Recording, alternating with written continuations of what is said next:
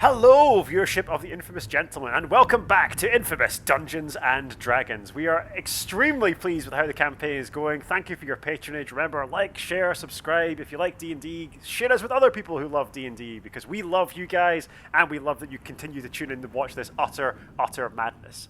In the last thrilling installment, the party dealt with a gigantic tower which crashed into the center of the road directly in front of them. They made a powerful enemy in the wizard Darcy Fitzwilhelm III, but ultimately were able to escape the tower and are now regrouped on the high road, as hopefully demonstrated on our static camera. What action from the party? So Terminus will have been a bit put on edge by that whole experience. It wasn't a near-death thing, but boy did they make some decisions and they might have not gone great. So he's going to acknowledge, basically, that primary directive was best carried out by Soldred. Are you guys going to tell Soldred and Herald the story? Because basically you fuckers went up in a giant tower we come, and then just sailing out sailed out of it later. Terminus is happy to answer any specific questions that you have, but will not just volunteer the story, no. So Dagmar, I guess it's on you to explain to. Dagmar fell flat on his face. He's also pretty embarrassed. He's just gonna be like, yeah, we shouldn't talk about it. We met a wizard. We tried to steal his castle. It didn't go so well. Stealing is bad. That's a very accurate and succinct summary of events. Yes, so Terminus will overtly say, future direction of the party may be better decided by Soldred. Yeah. Road is clearly unsafe. Falling fortresses, hazard. Harald from kind of like Soldred's back. Harald, for unless stated otherwise, will be hanging out on Soldred's back when you're not in combat and when you're not in a perilous situation. Harald will kind of lean over Soldred's shoulder. I personally think that Sir Soldred has demonstrated level-headedness, and as the ranking nobleman, he kind of draws himself up. Like he's clearly trying. I designate the executive decision as to what to do next to Sir Soldred. Wise. Let's continue on the road. I'm sure nothing else will jump out at us, and we don't have any more bombs to throw at them. I was kind of hinting that your earlier path of going through the woodland might be a better move. Yeah. Can Soldred roll me an insight check? Yep. And that's a 18. Oh, nice. 18's a pretty good roll. So, like, whilst Harald is giving the impression of confidence, Soldred kind of sees through it. Like, he doesn't really have any real experience. Like, he's not a military leader. He's ultimately a 14-year-old boy, and he's enjoying the adventure, but he is clearly out of his depth. And again, like, through the connection that Soldred struck up with Harald, that this is obvious to Soldred. Yeah, the road's fine. Okay. Now, I'm going to bring back up the map. The party finds itself about a day north of Cragsbar, so they've made excellent time. The party is somewhere probably on this hex here, between Cragsbar Keep, where Fortinbras's fortress was, and the town of Torsbridge, ultimately leading to Eastwatch. So if the party was to go off the road, are they going to kind of veer into the forests to their east, or are they going to go on the open plains and countryside to the west and kind of get off Let's the road? go open plains and go straight to that bridge and avoid the town. Okay. Soldred has been designated the leader of the party, so as Soldred says it, that will be what the party does. For the latter half of the day, can Soldred roll me, please, a survival check? 21. Nice. 21. With another successful survival check, the party is able to make great time across the open plains. This is kind of like Soldred as a centaur. He just excels at galloping, like horse-like, majestically, like a wild Mustang across the plains. Enabling him to make excellent progress. He finds that the quickest route, the flattest ground, like the hardest air, so you don't get caught in bogs or peats or like sudden declines or inclines. The party is able to make excellent time. In fact, almost twice as quickly as they expected to go. They reckon that there's a day short of Eastwatch. As the sun begins to sink beneath the horizon, it is perhaps time to think about making camp for the day. Yeah, Let's have a do long that. rest. Yeah. Let's. Is there a good looking camp site location? With a 21 on Soldred's survival check, Soldred is easily able to find a kind of rough overhang. So there's a kind of like a sharp but like not necessarily high peak, and there's a sheltered kind of like small valley at the base out of the wind. There's a couple of trees there for you to chop for firewood. Easily able to find a suitable site for the camp. Sounds good. Yep. Is the party setting up a watch system? Well, I don't really sleep, so I'm an obvious first choice for Watchman. My perception level's not great. But it's better than a sleeping person. yeah. There is that. So the party beds down for the evening with Terminus on watch. So as the party kind of sleeps down, you notice that Harald sleeps very close to Soldred and Dagmar on either side. He's kind of two protectors who have liberated him and who are returning him to his family. He's a little bit wary of Talamanca, though he can't quite explain why. As the party kind of beds down, Terminus enters his kind of like sentry mode. The rest of the party conventionally falling asleep, erecting small tents, wrapping themselves in bedrolls. Can I have Terminus roll me a perception check for his watch? That's a natural 20. Terminus kind of sticks his pike in the earth and kind of props himself up against it. Like, I imagine historically there were samurai who could train themselves to like fall asleep in full armor, propped up against the wall. This is basically what Terminus is doing, in a constant state of readiness and heightened alertness. Over the course of the evening, he sees several bats cross over the campfire. There's an owl that hoots.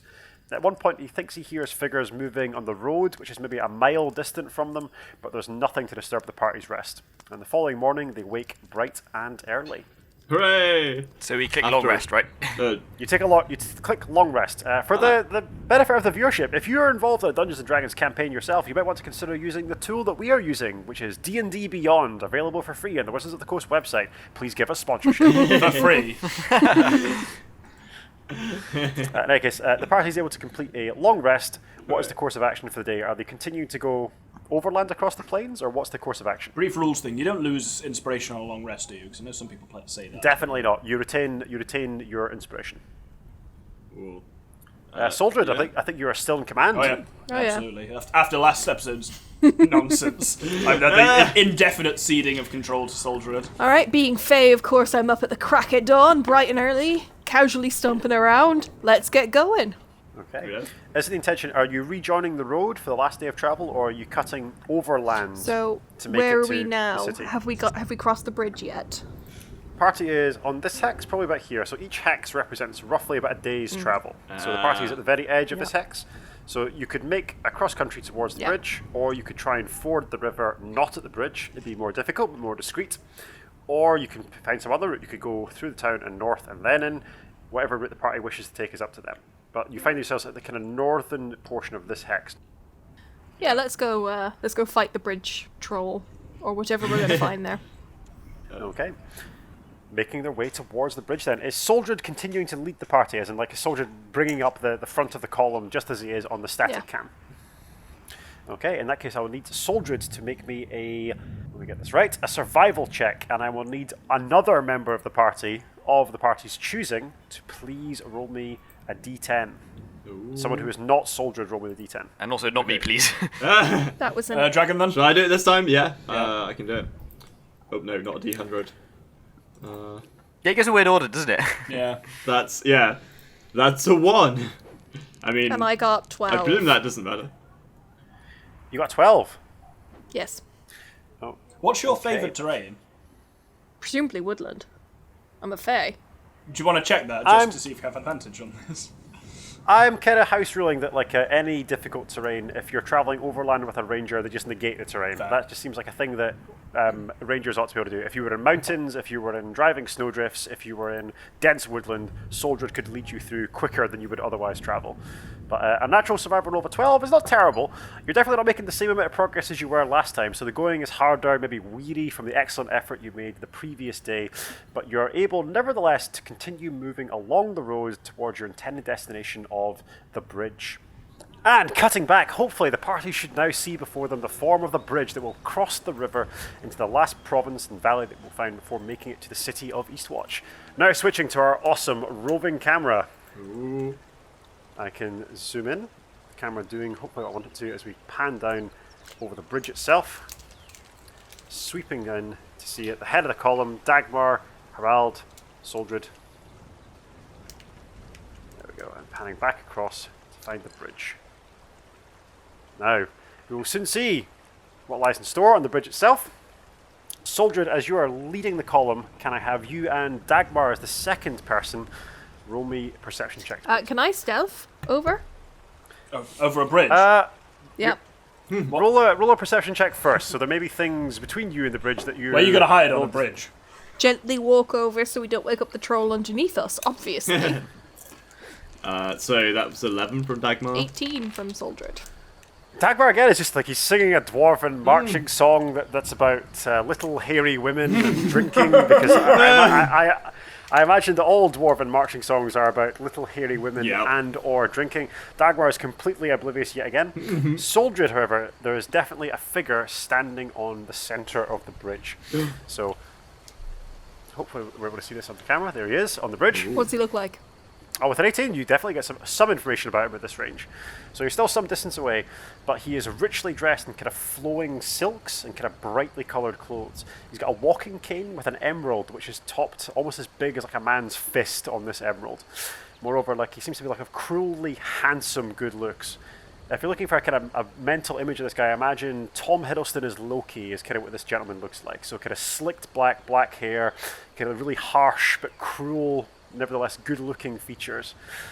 He doesn't yet seem to have noticed you, so unlike the miniature, his back is turned to you, although he is situated in the centre of the bridge, kind of like just stopped pacing, and clearly richly dressed, fine clothes and jewels. It seems with an 18 that even the folds of his cloak are crusted with gemstones, almost all of them emeralds. I'm going to mention to Harald not to mention who he is. Roll a persuasion check. Oh, good thinking. 20. 20. Have a look up. Oh, of course, Sir Soldier. I wouldn't betray our position. I know that even though my mother's borders are very well defended, that there could be brigands and people who would do me ill. Yes, I approve this decision. Dagmar, do you know who this might be? So can I see him at this point? Dagmar, who the hell is the sparkly emerald twat? I'll get the roll me a knowledge history, I think is most appropriate, Dagmar. That's a 16. A 16. You don't recognise him by sight, so if he is a nobleman or if he is a member of the Duchess's court or household, Dagmar certainly doesn't recognise him. But he's not difficult to spot. Now that he's pointed out to you in the middle of the bridge, like the sun is shimmering off of the emerald clothes, off of his flowing silks. Even his handsome good looks seem to radiate in the sun. But Dagmar does not recognise this man. Ooh. Again, with his back to you, he turns his head from side to side, so you get a kind of look at his face, but he doesn't seem to have noticed you. The party's maybe like 50 or 60 feet away from him. What's the river like, just out of interest? Is it like a fast-flowing river? Like, is it something we could, like... Planning our escape routes. Yeah, exactly, yeah. I've learned from last time. It's always good to have it out, we've learned. Yeah. It looks pretty fast-flowing, so like it's not quite... flowing torrent that would crush a man's bones if he stepped in it, but like it's pretty fast flowing. You'd have to be a strong swimmer to resist the current. In full play. Yeah, especially swimming or paddling upriver would be all but impossible, but like you could certainly resist the current. Okay. But how long is the bridge? The bridge is, and again, because we are playing viewership for your reference on a 28mm scale, hence this tape measure, the bridge is approximately 50 feet. 50 feet. And the river which flows beneath it occupies most of that distance. So obviously the bridge begins slightly before the river itself, but the river is at least 30 feet wide. Okay, yeah. Good to know. All right. What's the plan, team? Yeah. I think we just gotta, confront him, right? Confront him, I don't think we want to sneak go for past him, shoot him in the back of the head and hope he was evil. Grease him and hope he falls off the bridge. I would be lying if I said that hadn't crossed my mind and is still absolutely on the cards. All right, the old grease and shove.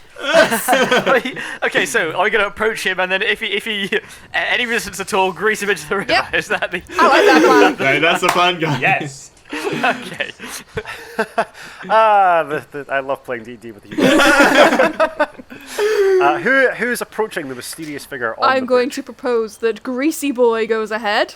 Greasy. You're a more charismatic centaur than I.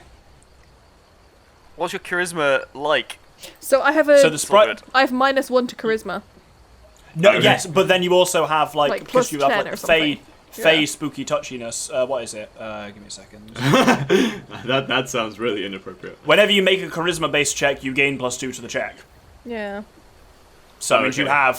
you have a +3 to performance, +3 to persuasion, +3 to intimidation. Yeah. Oh, wow. You essentially have training in every charisma skill off the Fine, bat. but get your grease ball ready. Oh, the greaseball is so ready. All right, let's get walking. Terminus is He's gonna start loosening a difficult. valve on his spear, ready to launch some greasy bullshit out of it. Should we? I'm gonna just like hold Harald back. I think. Yeah, like, it's probably best yeah. to not have Harald on Soldier for this. Yeah. This might go fine. We don't know, but I don't want him ready just in case. Yeah, so I'll go up alongside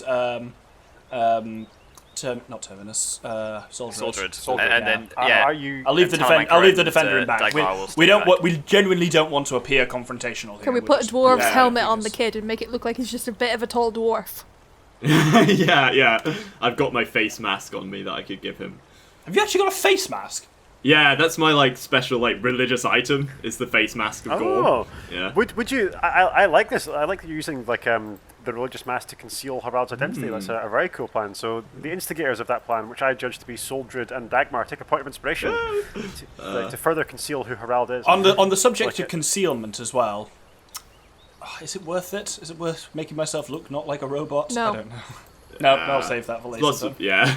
I mean, we're a pretty motley crew anyway, right? Yeah, I was gonna say, like, if it was like a group of like humans and elves and Yeah. a robot, that might be worthwhile. But being as I'm going up with a fucking centaur, anyway. Yeah, Lizard. exactly. You don't even stand out that much. Yeah. No, that's the alarming Okay. thing. Yeah. I'm going to go in with a cool shot with the roving cam, so hopefully this works. As we zoom in with the rest of the party, we have the mysterious figure on the bridge now facing the party. At the base of the bridge, we have Terminus and Soldred, bringing up the rear thereafter, Dagmar and Talamanca, and finally at the back, Harald the Princeling, followed by the Steel Defender, as they are disposed on the bridge, ready to face down this mysterious entity. Now switching back to the static cam. I assume we're on the same page here, Sprite, that our goal is not to fight the man. That won't stop us, came it to that. Absolutely not, and I'm ready to grease the fuck out of him, but that is not the initial intention. Otherwise, I'd have shot him in the back when he wasn't looking. Okay, so the situation is, Harald's identity, you've been told to conceal who he is, he's not to speak unless spoken to. Dagmar and Talamanca and the Steel Defender are guarding Harald, who are maybe like 30 or 40 feet back from the bridge, and Soldred is going to approach the man on the bridge and speak to him. Soldred, how do you address him? I just clop nice and loud on the bridge and see what he does, to be honest. Okay. He'll immediately turn round and kind of stares right at Soldred with kind of glittering black eyes as he coons at him. Hello there. Ah, Centaur, it has been some time since I met one of your people. Greetings, and who might you be? Sorry, I just really wanted to give you a duckula reference there. Hi, I'm Soldred. Don't see many people who've seen centaurs before. How come you're hanging out on a bridge? Well, I was taking something of a walking holiday. There was mention of some kind of grand ball the Duchess might be throwing in the next couple of days, and I thought, why fly when one could walk there? Excellent. I enjoy walking myself. Roll me a persuasion check, Soldred. That was a 16, but I have inspiration. 16's not half bad. Yeah. I'd say stick with the 16. That's perhaps okay. Yeah. It's triple what the dragon's rolled at any point this session. So Yeah, exactly. So this character has just rolled a number, but a 16 is a very good roll in persuasion. Aren't you a fascinating creature? And he kind of leans in and he smiles, and Soldred at this range, because you're almost not quite nose to nose, but maybe 10 feet away from him as he kind of moves a bit closer to the party, and I'll demonstrate it on the grid. But as he moves a little bit closer, you can see that like his smile draws up on either side of his face, but it goes beyond where a normal smile ought to stop, so like further up the side of his face than would be possible with a regular jaw. oh, he's the Joker. I am charmed to meet you, Soldred. My name is Ramses. And who are your delightful companions back there? Is that... Oh, a scaly one. And look at his eyes like flash like a little bit wider, and there's like kind of green tinge to his eyes as he speaks in Draconic to Talamanca. Kurda sitar, kular munarakista. And that's, for those, like, does anyone speak Draconic other than Talamanca? No. No, I don't think so. So it's understood only by Talamanca, and like the message that he's conveying, or the speech he says, like, hard scales. From where do you come from? I'm still suspicious of this man, so I'm going to be coy. Answering directly into his brain. That'll fuck with him. No, don't. Mind your own fucking business. I answer in common. I come from far away from here, my friend. Roll an insight check, Talamanca, because he spoke directly to you. Currently, you're the only one who could understand this, so roll me an insight check. Okay. That is an 11. 11. Based on a roll of 11, you feel the cloying voice at the back of your mind. Almost like this voice is slowly, Talamanca is feeling, almost becoming like his conscience. As the voice kind of whispers in the back of his mind, there is something unsettling about this one. And that's all he gets. Okay. Far from here, you say. Regrettable. Oh, and a dwarf. Conventional, uninteresting. But that one in the mask, what is he? Is he a small elf? Is he a large dwarf? Is he the world's most infuriatingly gigantic halfling? Who is that one? None of your business, lad. Oh, Jesus. Cool. We're in it that way. I'm not in an angry way. He's just a bit bemused about being called uninteresting. So, In that case, then, roll me a intimidation or persuasion, Dagmar, whichever is highest for you. okay. It's both the same. Let's go persuasion. Oh, This is a Inspiration. 6. it was. Oh, I do. Yeah, it was a nat 1. Inspiration. But yeah, inspiration. I think that was a 14. A 14. You kind of laugh loudly. It doesn't matter how many of your kind I meet, dwarf. You still surprise me after all this time, even when I have dismissed you. Good gracious, it feels nice to be out in the world again. Very well, your business is your own, but tell me, where do you head? Like, if you're not the identity of your strange, like, large halfling companion, where is it you are heading? It kind of lounges on the side of the...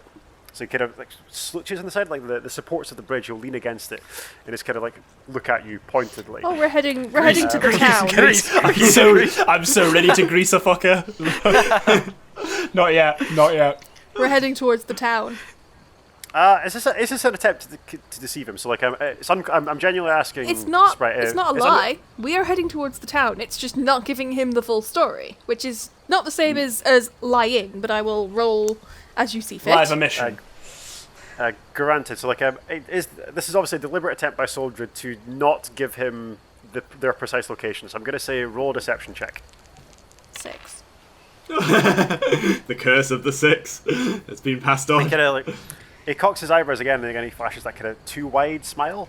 Soldier, roll me a perception check quickly before what's going to happen next. Might you describe it as a greasy smile? No, I would not. 16. A 16 for the perception. Now that you're closer to him, as he kind of leans in yet again, you can see that around the edges of his eyes there's almost reptilian-like scales that dot the edge of his face. So imagine like you've seen like obviously stubble in a man's face. Rather than having like facial hair stubble, he seems to have at the recesses of his face green scales. And he speaks fluent Draconic. Interesting. As he continues, again, very high perception checks as he continues to lean in. Curious, and Soldier, my centaur friend, that if you were making for the town of Torsbridge, your back is to it, and you seem to be trying to cross this river. No, the town. Eastwatch. Eastwatch. Oh, Eastwatch! Brilliant! Then perhaps are you invited to the ball as well? We're there to do some trading. Trading, you say? Now, it's a joyous time to be in these provinces because, as you well know, the son of the Duchess has recently been liberated. He's rumoured to be on his way back for a joyous celebration in the capital.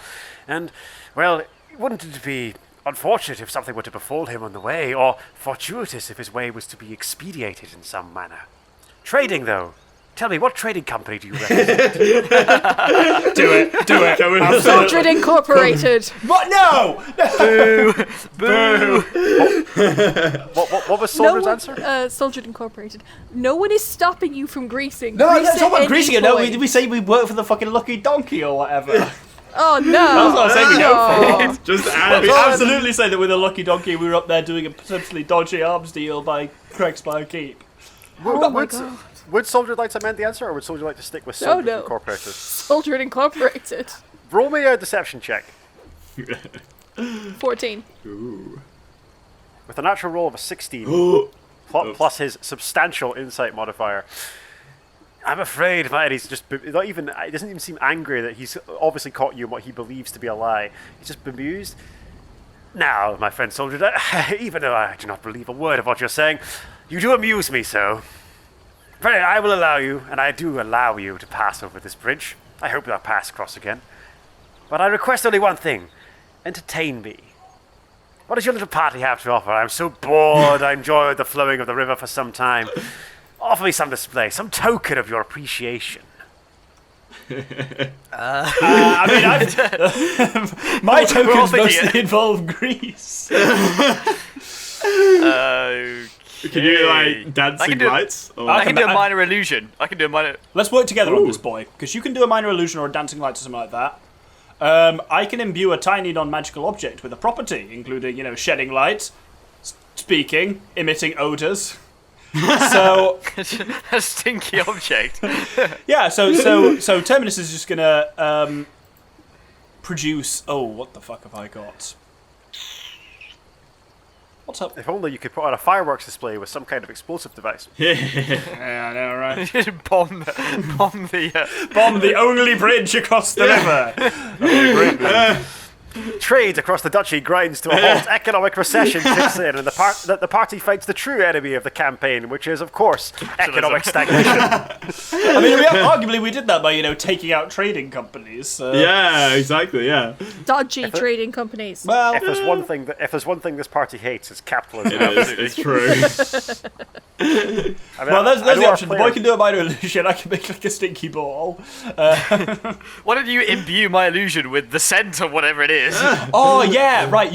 Right. How about this? So you conjure out a bag, and from the bag produces 1,000 flowers that all have their own little smells. But that's not a bag of flowers; it's a bag of ball bearings. Which you make them look like flowers, I make them smell like flowers. The old ball-bearing bouquet maneuver. I like it. I have literally no idea what the end game is here, but I want to try it. Well, let's find out. That's certainly not a terrible idea. So, he's asked for a parlor trick, an illusion, a performance of some kind. You're certainly going to give him that. So the idea is to enchant the ball bearings to make them look and smell like flowers, with Terminus providing the minor illusion, and then Talamanca providing a corresponding enchantment to make this so. Okay, I will need one of you, of your choice, to roll an Arcana check, and I will need a second person to roll a performance check. So you can divvy that up. My Arcana is really good, so unless your performance my Arcana is poor and my performance is good. Well, perfect. Ish. Works for me. Right, let's roll. Okay, let's do it. That was a natural 20. And that was a 15 from me on the Arcana. Wow. Okay. So I'll adjust it on the static cam as Soldred steps to one side to allow Talamanca to make it to the precipice of the bridge. You extend the kind of ball, and immediately flowers, way beyond the scope of what you expect this minor spell to do. A hue of colours and smells and aromas erupts from this kind of little sackcloth bag that you hear before you, as he kind of leans in, his nose narrows to slits, and they become almost serpentine-like as they continue to narrow unnaturally as he breathes in and samples the bouquet. Oh, delightful! Isn't that wonderful, truly? Little minor magic, but nevertheless executed in a manner I haven't seen in many a long year. I think I'd rather take a liking to you, especially you. And he kind of puts a hand on Talamanca. And as his hand touches Talamanca, it clinks a little bit. As in, it's not a fleshy human hand touching your scales, there's a distinct clink as something hard and bone-like, like a talon, grasps you. And then it's back in his robes again. For your little parlor trick, I will allow you to pass. It has been a true and unremitting pleasure. And he kind of stands to one side and just kind of gestures over the bridge. I'm going to say at this point, I don't think any adventuring party has got the mileage we've got out of that bag of ball bearings. They've been crucial in 2 subsequent sessions. I've played rogues for years and literally never found a use for them. Who was the character who presented the ball bearings to him? Presumably Talamanca. So I get that you worked the illusion in tandem, but who was actually holding the bag of ball bearings? Actually, it's more likely to have been Terminus, because he has to physically manipulate them to imbue them with whatever, so... Okay, so Terminus then. Brilliant. Made a roll for something. In what order is the party crossing the bridge? He has stood aside, he's gesturing across the bridge. He seems to not be hostile. I'm guessing basically in the order we're going, so Terminus and Talamanca up first, then Soldred, then Dwarf, Bloke, and... Don't Defender. let the boy be the last one. Yeah, Defender will be holding up the rear, because that's his current directive. I still don't quite trust this guy. Oh, absolutely Okay, not. But... Talamanca, as you go past, can Talamanca make me a charisma saving throw as he walks past this man? can. So hopefully we can see this in the static cam. There's Talamanca. That was a 17. At 17, you walk past him. There's a distinctly unpleasant thing. Like, as you move past him, like your knees twitch. It's almost like you want to bend and bow as you move past him.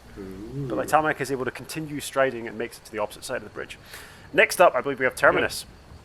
Same deal? Terminus, is you... Oh, no. Terminus, no such thing for you. But interesting. as you move past him again, there's like his hand shoots out quickly with almost like supernaturally quick reflexes. He grabs Terminus's mechanical hand. He leans in and whispers in Terminus's auditory receptors. That was an interesting little parlor trick. You've amused me. If you're in need of employment, or perhaps even a favour, seek me out in the Splinter Zone Mountains. You can find me near Karth's lair. I'm sure you'll find it on most maps. Good day to you, Terminus. And he leans back. Interesting. Okay, Terminus, like no ill effects. Terminus able to cross the bridge. Who's up next? Me. Soldred. As Soldred moves past him, we just kind of slow. Soldred! Always a pleasure to meet a centaur. No ill effects for Soldred. Now, remaining on this side of the bridge, we have Dagmar, we have Harald, and we have the Steel Defender. I think I'm gonna try and have like Dagmar and Harald cross at the same time, but Dagmar like cautiously intersperse himself between Harald and dude. Okay, bad idea. Don't make it look like we're protecting him. Make him look like he's important. You can't say that to him. Yeah. Dagmar deliberately keeping himself. The bridge is wide enough to get like the three of you across, but it is a bit of a stretch. So like, Okay. Dagmar will consciously keep himself between Harald and Ramses. Yeah, I think so. Okay, He's seen what's going on. Can Dagmar roll me... We're not entering combat, but can Dagmar roll me initiative? This is one of the few occasions that initiative is not part of combat. Okay. God damn. That is... It's gonna need to be real good. Oh no, that's 8. That's slightly better than a 6. That's absolutely not real good. Yeah. Not As he really moves past him, he's like somewhat warily, but it's like a forced smile on his face. It's great. Cool. Yeah. The man kind of leans to one side and like with a lightning fast, with a roll of a natural 20 on the initiative roll that rolls from like, it moves right past Dagmar's head, and you hear a loud tink as he knocks the mask back from Harald's face. He takes one look at him and looks at Harald, looks back at Dagmar, and just smiles that unnatural smile that moves up to one side of his face. He does nothing more other than say, "Now isn't that interesting?" and continues to lounge back on the bridge. Okay. Dagmar's gonna like grab Harald and like shove him ahead of him, and then quickly like walk past. Okay, the Steel Defender, he barely even glances at the Steel Defender, clearly uninterested in it as the party moves to the opposite side of the bridge. The party gets maybe like 40 or 50 feet beyond the bridge. I'll pick up Kiddo, Harald, and put him back on me. Okay. As the party makes it to that stage, something is going to happen, but before I get to the something happens, actually, will something happen? I'll let the party themselves determine this. So let's say odds, something happens, evens, nothing happens, and someone roll me a 20-sided dice, any dice you like. So odds, something happens, evens, nothing happens. I'll let the party determine this themselves, live on camera. Collaborative storytelling at its best, brought to you by the gaming system Dungeons & Dragons. Right, you're Sprite, up. it's your turn, I think, to roll some nonsense. Okay. That is a 7. Odds, something happens. Oh, Good. Editor's note, while I go and fetch the appropriate miniature. We'll be back in a second. miniature. Uh-oh. Oh, good. Ah! Alarming. Yeah. Oh, hang on. I'll see if I can face him a bit better. So That was like decided by a roll of the dice. I mean, the hints were all there. The hints were there that this bloke was a dragon. Yeah, I thought he was going to be vaguely like lizardy. I didn't think he was a frickin' dragon. No. Scaly plus spooky eyes plus. So Yeah. So you probably quite rightly suspect that he wasn't just a regular dude. With a splintering of wood, the party suddenly looks back over its shoulder. Gone is the kind of rickety wooden bridge of which they've just crossed, and standing where the figure of the man was, a large serpentine form unfurls itself. Huge draconic wings beat the air as a large green-skinned beast rises from the kind of steaming river as the water heats and becomes liquid, evaporating like steam as the heat of this creature's body becomes manifest. You have amused me greatly. You have amused the day of Ramses, the Emerald Tomb.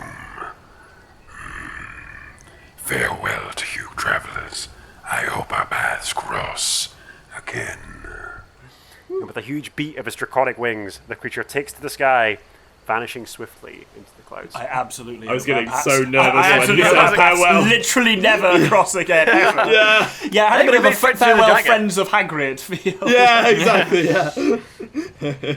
I guess of the various sides of a dragon to be on, that's not the worst. Yeah. That went better A than mild amusement. Yeah. I am now very glad we did not threaten him. Yeah, so I think, greasing I him think fucking Operation fucking Grease and well. Shove might not have been the roaring success that we hoped. It would have been a roaring something. I suspect. Well played. Has he just like completely yeah. broken the bridge as well? I was really worried when I put this NPC in the game that the party would pick a fight with him, as they do with so many random NPCs. Very You know nothing about us. There we go. Another good one to roll in the random encounter chart. So, we are back after their encounter with Ramses the Emerald Doom. The party is able to make its way swiftly towards the city of Eastwatch. Whoever is leading the party, I believe in this situation that will be Terminus, and I will just quickly rearrange our battle map so that the party can feature again. We'll remove the form of Ramses, and I will restore, if I can find it. I assume it's like Ramesses, as in like the pharaoh. You're saying? Because I heard it the first time. Yes. It's like Gordon, as in Gordon Ramsay. I was like, it's just a I was bit odd thinking name. Ramsay Bolton, and I was like, oh no. And it was only after a couple of saves I was like, oh yeah, it's the meaning. Yeah, Ram. Yeah, that makes much more sense. Ramses as in the Pharaoh Ramses. So the party proceeding in much the same marching order as before. We have Terminus and the Steel Defender bringing up the rear. At the forefront, we have Soldred, who still has the boy Harald on his shoulders. And then after them, Dagmar, keeping a close and watchful eye on his charge. Surely the Harald must have had some exclamation of excitement when he saw a fucking dragon. Oh, let's find out, shall we? Specifically, seeing a bloke turn into a dragon. Yeah. Harald hasn't stopped speaking, so like the dragon encounter was maybe 20 minutes ago by the party's perspective. They've kind of moved on across the plains, slightly shaken. Harald has not stopped talking. It's like, Sir Soldier, that was the dragon. My grandfather's rumoured to have slain a dragon, and then my mother says that they're incredibly dangerous and almost extinct, but some of them can be found in the Splinter Stones. And I've never seen one in the kingdom, but I never thought to someone about it. Maybe I saw one fly overhead one time, but the clouds almost covered it. Oh, Soldier, we saw a dragon, Soldier. Yeah. And, like, he's been going in this fashion for pretty much 20 minutes solid. Like Harald, he's a very charismatic young man insofar as like I keep rolling really high for his charisma checks. He's absolutely ecstatic that this is something that has happened to him. How does Soldred handle this? I was going to say, do I need to roll his constitution save? Can Soldier roll me a wisdom save, let's say, to avoid becoming too bored? Not natural 20. Soldier's kind of like hears about it. Soldier's like he's been around children before, like in his kind of position as a fey creature. He's like a guardian to young creatures and young adolescents. He's heard this kind of excitement before, so like he weathers it grimly, but it doesn't piss him off. His relationship with Harald is not soured as a consequence. There you go. So as the party makes its way shakily across the plains, like rattled a little bit by their encounter with this incredibly powerful looking being, this draconic entity, Ramses, the Emerald Doom, they finally find themselves within sight of Eastwatch. Their going hasn't been so quick, but like it is about mid-afternoon, and as they make within sight of Eastwatch, can Soldred and Dagmar, as the people leading the party, continually roll me perception checks? Let's see if Dagmar can actually perceive something in this. Yeah. He So- can. 19. I was going to say, you better be up because I've got 8. Okay, yeah. Nope, that was 19 from me. 19. Dagmar, it's maybe good that you rolled this, because clearly coming out of the city where the usual kind of traffic of traders' wagons and merchant caravans kind of enters and exits, there is an armoured column of figures. Now, clearly at the head of this armoured column is a figure in golden armour, his bald, aging head reflecting the kind of the evening sun, but his resplendent golden armour glinting, clearly visible to you. This is the figure of Sir Findhorn, your friend and comrade. Findhorn! We missed you, Findhorn. What action from Dagmar at recognising his friend and comrade? He's gonna sort of, pretend to be just like, pretty chill, but he's just gonna come up like, Findhorn! How's that doing? Last time I saw you! Give his hammer back. I know, yeah, exactly. You were stuck at the bottom of a well. Roll me a persuasion check with advantage, please. Okay. That was at 18, so that was already pretty good. I'm assuming he's not going to try and, Yeah, like, 18. We'll go with. arrest me since I've got the boy, but also I did literally lay hands on him and bring him back to life. I also may have shot him. So really, No, I feel no, like I Sir might be Feintorn. Oh, I see. As Findor gets closer to you, you call out your rallying cry to him. He's like, Dagmar, it's good to see you, you son of a bitch. And he'll, like, Predator style, the big manly hand clasp. It's like Dagmar's muscles bulge, like Feintorn's, like, slightly aging muscles bulge as you kind of grasp in a warrior's grip. We'll switch now to the cool roving cam as we swoop down, hopefully visible on the camera. We can see Feintorn and his retinue with the rest of the party in tow, thusly situated on the road. There you go, that's a nice cool shot there. Nice arm. It's excellent to see you there, my friend. Of course, we had some spies and scouts on the road who rumoured your passing. It seems that our charge Harald, and he kind of looks over at the boy, is back with us safely. Harald will call out, Sir Feinhorn, I've had such a good time. We saw a dragon, and there was a bridge that got destroyed, and before that there was a tower that fell out of the sky. Yes, lad. That's quite enough. With your permission, Sir Dagmar, I'll take Harald here and return him to the care of his mother. Oh, with pleasure, my good lord. Excellent. He'll kind of look at you, grasping the litany of righteousness. Yeah. Perhaps you should hang on to that old weapon. It seems you've put it to excellent use. It served me well, my friend. Most excellent. Now, of course, and he kind of snaps his fingers, and like one of his retainers kind of moves up to one side of him and hands him like a golden leaf envelope, which he hands over to Dagmar. I'll move Dagmar now to the front of the party because he's conversing with Sir Fortinbras. Sir Feintorn. You're invited. Oh, sorry. That's not the first time he had to be called Sir Fortinbras. Sir Feintorn, of course. You're invited tonight. It's a grand ball in your honour to celebrate the return of young Harald. It will be taking place in approximately 6 hours. Present yourself at the castle. Of course, you know what there is, Dagmar. There's probably a promotion, some medals in this for you and your friends. Show that envelope, and you'll be more than welcome to join us. Take care, all. Taking Harald with him, he will turn on the spot, and he and his men will begin making their way back down the road towards the city of Eastwatch. I'll return now to static cam. Nice. We're at a slight crossroads. The party will have the capacity to spend 5 or 6 hours in the city, readying themselves before the grand ball. And the next phase of this session and of this episode probably will take place in the grand ballroom of Duchess Katerina's palace. Ooh. Now, mechanically, perhaps no time will pass for our viewership. We're going to take a brief break and a discussion time as we decide what the party would like to do in the kind of 5 or 6 hours before the ball begins. But we'll be back with you momentarily, viewership. If you haven't already, like, share, subscribe. We love you. We really appreciate your patronage. Tell us what you think of the series so far. Is this better than our first installment? Is it worse? If you want to see certain things or more of a certain aspect of the game, let us know. But take care and have a good evening. If you want more ball bearings, Boy, is this the show for you. Join us next time when I may cast Grease. With the advent of Harald, the third son of the Duchess of Eastwatch's return to his parent city and to his parent, the party finds itself invited to a grand ball with a few hours to kill before they are expected to appear before Duchess Katerina at her palace. Many members of the party embark out into the city of Eastwatch to fulfill their goals, do some shopping, and otherwise prepare. In the bustling metropolis, tensions are running slightly high. Merchants seem guarded, armed men lurk on street corners, and there are more slums, perhaps, than the city was previously used to. Some heedless to this, some very reticent of it, the party makes its way out into the city to embark upon its tasks before the grand ball that evening. Now, who would like to go first? What are our downtime activities? We'll do this on camera for our viewership and let them know what our party is up to. Who would like to go first? I'd like some of the cash that we got, and I'm going to look for a javelin and other exciting weapons. Brilliant. Soldier, can you make me a survival check? I think it's probably best. Ooh, that was a 9. A 9. It takes Soldier most of the day, actually. Like, he's not used to cities, the kind of like the cloying urban environment, the smog, the crowds of people. He's not into it, but eventually he finds his way to an ironmonger's, where after some negotiation, roll me a persuasion check. 16. Some negotiation with like a dwarven blacksmith. He seems a little bit intimidated by his imposing centaur form. He's able to purchase a javelin for 5 gold pieces. It's a very true flight javelin, and because the man is like slightly intimidated by him, there's a chain attached to it, a 30-foot chain which Soldier can use to reel in the javelin. Yes. Fine dwarven construction. Thank What? you. Here, laddie, you keep that wrapped around your wrist. The chain is as light as a feather. You can reel the javelin back in. Excellent. Thank you, kind sir. There we go. That will be Soldier's downtime. Who would like to go next?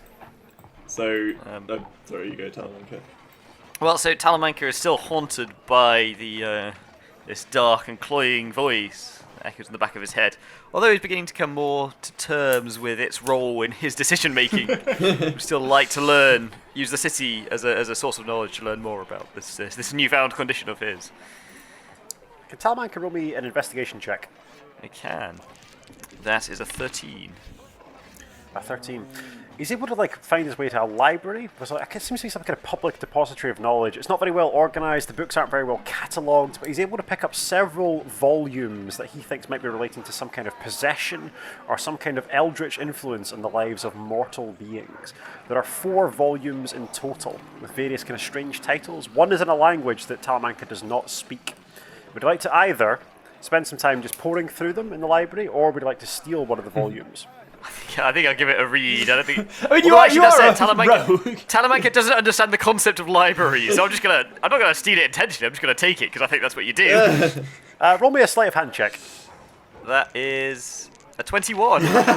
With a 21, bold as brass, not even so boldly that people don't even seem to stop him or challenge him. Talamanca is able to find some volumes that he thinks are related to conditions like his, assuming it is a condition, and he's able to heist 3 of the books, including the one written in the language he doesn't understand. So he has 3 volumes that he thinks seem to be on face value related to his condition. Over now to either Dagmar or to Terminus. Well, so Dagmar is, he's still, I'm sure the DM is going to love this, but he's still very bitter about the loss of his shield. So he's going to go and find a shieldsmith? I don't know what the correct term is. It's still an armor, isn't it? Yeah, I guess so. Yeah. He's gonna go to find an armorer, and he's gonna try and commission a one with nice decked out in all the regalia of the Duchess of Eastmark to show off at the ball. Brilliant. So, yeah. Can Dagmar roll me an investigation check with advantage? This is Dagmar's home city. He's a retainer to the ruling family in Eastwatch. So he's able to find his way around more easily. He's been in the city many times. Oh, so no. so that was 1 on the first roll. Hang on a sec. Go away. Oh, that was a 2. Oh dear. Oh dear, despite having been here many, many times before, Dagmar gets himself lost. He wanders into a dwarven tavern, perhaps has 1 or 2 too many ales. There's a lot of quaffing involved. When he stumbles back out on the street, he walks completely the wrong direction. Dagmar spends 4 or 5 hours wandering around the city that he lives in and that he knows very well, unable to find an armourer. Classic. We're over now to Terminus. I think Terminus is definitely going to be in the research side of things again. I suspect he'll have gone to a slightly different library to Talamanca, if only just to avoid, guilty by association of the accidental crimes lizard.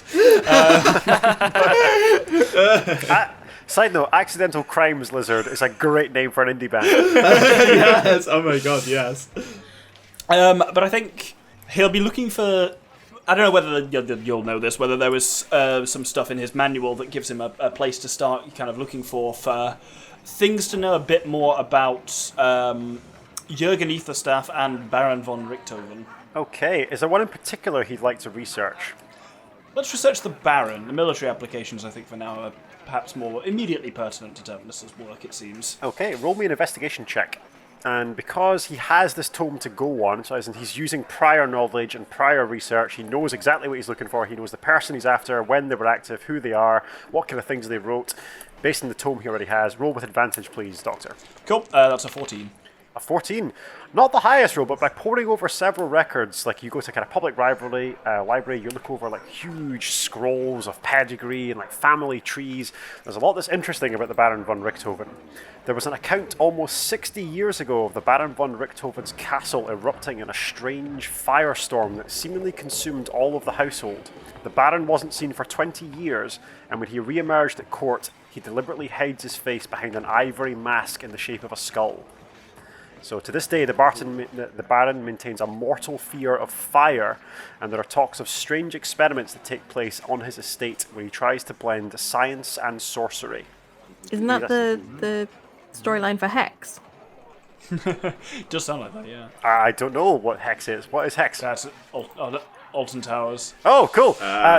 Maybe I've co-opted something from Alton Towers, but like what you learned, he's trying to blend science and sorcery. There's a mysterious fire at his household some 68 years ago. He wasn't seen for 20 years thereafter, and he's since reappeared at court, but his face is never seen. He hides his face behind an ivory mask. But he's a minor nobleman in the province. A baron is not a very high-ranking noble, but he is nevertheless a figure at the Duchess's court. Wasn't, like a flyer of triplanes during the First World War and based on the name. For the viewership's context, the Baron Von Richthofen, in fact his name is Heinrich von Richthofen, which the Terminus is able to reveal. He is absolutely named after the Red Baron, the German flying ace from the First World War. Because that's a great name that a person in history actually had. With these tasks completed, the next time we resume with our heroes, they will of course be joining the grand ball at the Duchess's palace. In all their regalia and all their finery, they'll be ushered up through the kind of wide marble halls, the exquisite stonework, which hopefully can maybe be shown via the magic of editing, and the party, the next time we see them, will be joining the grand ball. Who knows how the fate of the Duchy may be altered, who knows how our party will go on, but for the time being, we wish you a very good night, a very fond good night, let's put it that way. And I'll hand over to the rest of the party to say farewell. Bye. Good day. Good day. Tira!